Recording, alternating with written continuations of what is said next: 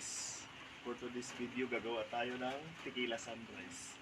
So ang tequila sunrise pala ay unang naimbento noong 1930s ni Gene Sulit sa Biltmore Hotel sa Arizona. So yung ginawa niya noon is tequila, gumamit siya ng soda water, tsaka liquor. So kalaunan, pagdating ng 1970s, sumikat siya sa California.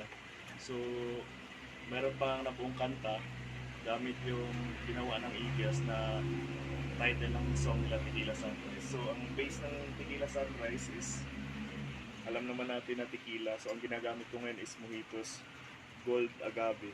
Mojitos, baka naman. So 45 ml or isang shot glass nito. Yan. So ang gagawin ko pala ngayon is dalawang tequila sunrise. Ito lang. Wala akong jigger pero nasukat na to, 45 ml na siya. Then lalagyan natin siya ng yelo. Or either pwede rin yelo tapos yung yung base natin na tequila. Kahit anong tequila pwedeng gamitin niyo. Preferred sa inyong budget. May mas mura pa naman din na tequila. Pwede rin yung gamitin niyo. Yan.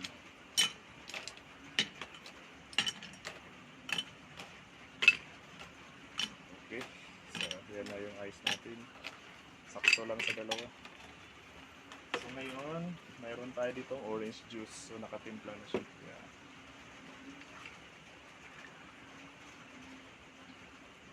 Ayan po.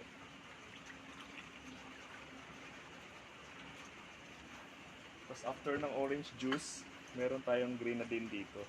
So, pupour lang natin ng ganon.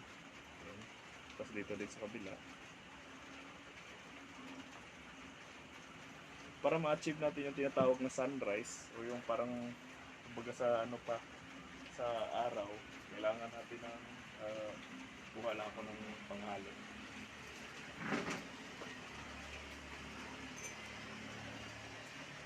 So ito na guys. So kung mapansin nyo, nasa ilalim yung pula. Ano lang natin siya. Yan. Yan. So hindi talaga siya i-mix totally. Yan. Kung mapansin nyo yung pula, gandito lang. Yan.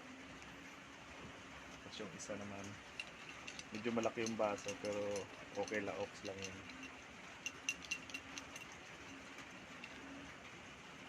Tapos titikman natin.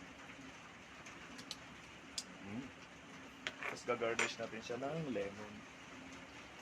So since dalawa siya, gagawa tayo dito ng dalawang garnish. Yan.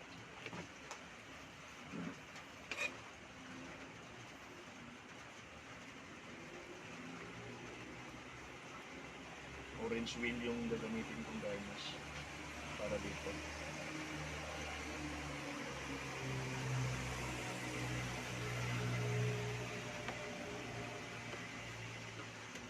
Tapos ito naman isa.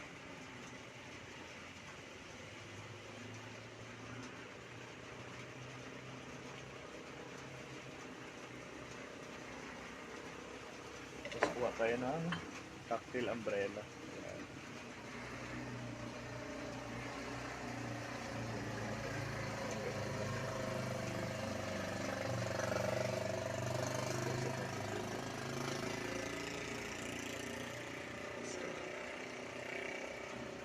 Ayan siya. So, ang ganda, diba?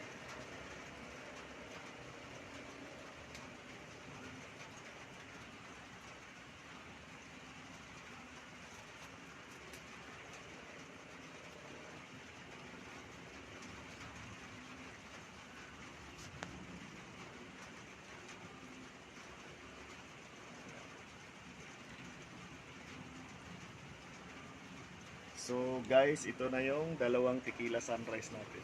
Tara, tikman na natin. So kung nagustuhan mo tong video na to, like and share. Tapos kung may gusto kang isunod natin na timplahin, comment mo lang sa comment section below. Thank you and good day.